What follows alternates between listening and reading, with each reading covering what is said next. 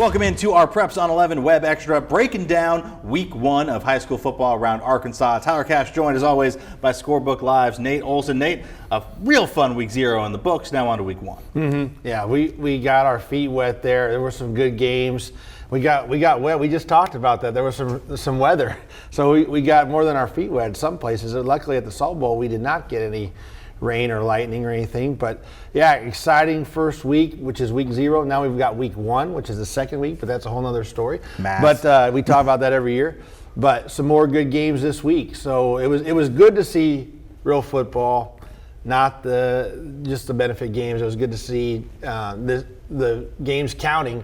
And there were some good games last week, and there should be some good ones this week. Yeah, all kinds of rivalries in 0 week, and now here in week one, we get a host of games that could almost be potential deep state playoff previews. We're going to start with one of those in the 2A. You get Junction City making the trip to Carlile, and both of those programs looking to be playing deep into November, maybe December. Yeah, I'm going to be there, and I'm really looking forward to it because I know you go all over the state. You've been all over. You've been in Northwest Arkansas and here.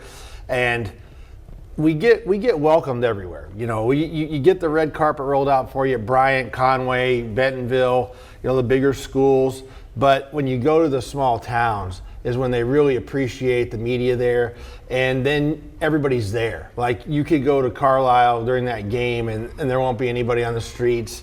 It's going to be empty. Everybody's going to be at that game. I've seen pictures before of when they've played some of their rivals, when they've played Hazen and stuff, and they really get behind it. So I'm looking forward to it, and it's going to be electric. There's going to be pretty good weather, I think, and it's going to be warm, but it's going to feel like December.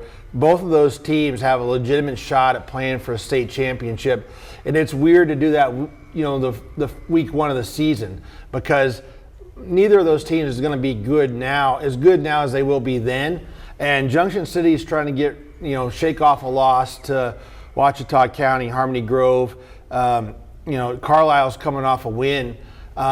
So they're kind of in different situations this week, but I expect a clean game. I think both of them will, if there's anything they need to clean up, they'll have it cleaned up. They've both got good coaches there.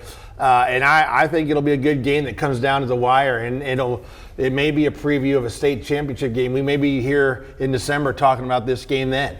All right, now on to our next one. Can't be a state championship game because they're not in the same conference, but a battle of private schools that we've seen for a couple of years now, both moving up this year. Shiloh Christian makes a trip to take on Little Rock Christian. Yeah, Little Rock Christian with a new coach. You had Eric Koyu there for several years, did a great job. Dustin Grimmett is now the coach, coordinator, and they beat El Dorado by a touchdown. And you can look at scores, and maybe you think they'd win by more, but really, I don't think coaches worry so much about that. You want to win, and I just talked about, the first 2 weeks of the season that you're trying to work out some of the kinks.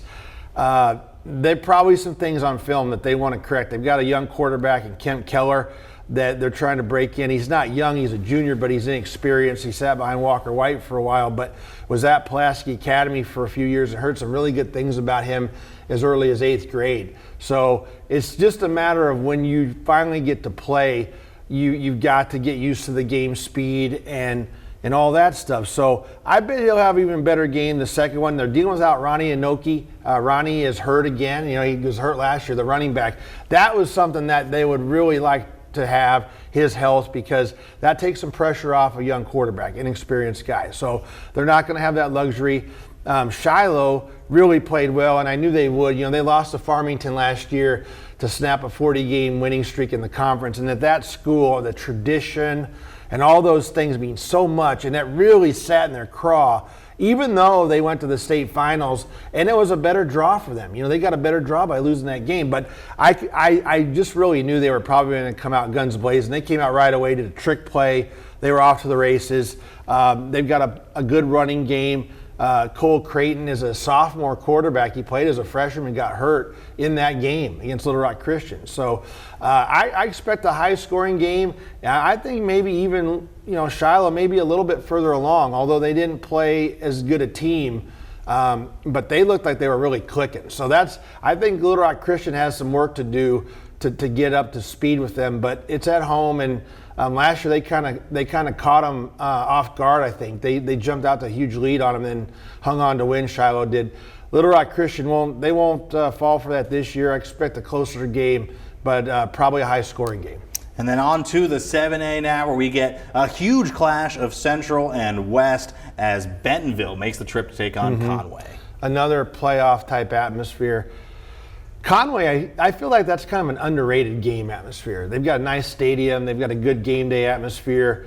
They have a good fan base. It'll be filled. Bentonville travels pretty well, so I expect a good crowd, good weather, hopefully. But yes, that's another playoff. That could be a state championship rematch too, possibly. Definitely a playoff type game. Both of these teams think that they can go far. And Bentonville goes out to Union, and I didn't realize this, that they were ranked in the country by one poll. And they're always good along with Jinx. They a lot of times play for state championships, and they're separated by like 10 miles or something in the Tulsa city limits. They're both Tulsa public schools, I think. But that was a big thing. They're not in the moral victories, but they were behind and they came back, and then they put it in overtime and they lost. But they were behind, I think, by a couple touchdowns. That's important because you hear these coaches talk about, well, we want to see how we react to adversity. Like, we don't know how this team, we can't really tell you how far we might go because we haven't seen these kids. That's what Kevin Kelly told us. Like, how is Sheridan going to be? Well, I don't know because we have the talent, but what's going to happen if we fall behind 14 points? Are we going to be able to have enough maturity? So they learned a little bit about themselves last week, that they can come back. And that, even though it was a loss, it doesn't really mean anything in the grand scheme of things. So they were able to get back in the game, and now they have another tough opponent. It's on the road again. On the Conway side, you're wondering how Grayson Wilson's going to do. This is going to be his first big test defensively. You had the benefit game against Morrilton, then you played at Jonesboro. Those teams are not at the level that Bentonville is. He was slinging it against them. He was. His throws were good. This is what's going to happen, though. He's going to be under a little more pressure. So we're going to see how he reacts under pressure, his escapability. Not a guy that is super fast, but at 6'3", he can get out there and stride out and get some yardage. He is an athlete. He played baseball and basketball, won a state championship in basketball, was in the state title game in baseball. So, but we will see. That they're going to have some stuff for him. They're going to have some blitzes and things that try to bother him because they know this is the first time that he's going to face some of this stuff. So I'm really looking to look at that to see how he plays, because so far he's passed 2 tests and he's trying to learn the personnel. He's trying to learn the packages and the terminology. I think all that stuff is coming along fine, but this is a big test. But, I think you give Conway the nod, maybe being at home. But Bentonville proved last week they're not going to be intimidated. I think this goes down to the end again, and both these we could be talking about this in December too, about when they played the week one a championship game or a semifinal game in December. We talked about how there were so many rivalry games last week. We're going to close now with our game of the week. We get another rivalry. Malvern heads right down the road to Glen Rose for the Brick Bowl. Mm-hmm. Underrated rivalry. We've talked about Sheridan Whitehall being underrated.